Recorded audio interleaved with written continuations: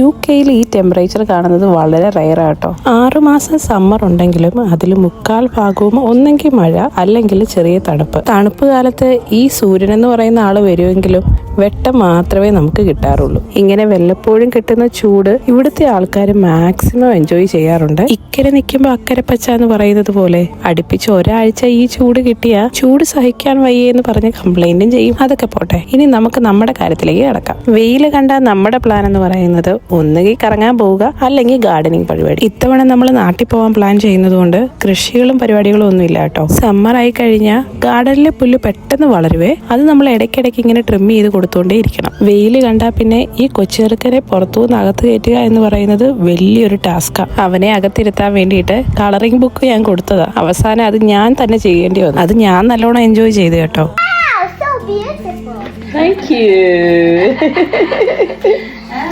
പിന്നെ കുറച്ചു നേരം വെള്ളത്തിലും കളിച്ച് ഒരു ഹോട്ട് സണ്ണി ഡേ നമ്മൾ അങ്ങനെ എൻജോയ് ചെയ്തു.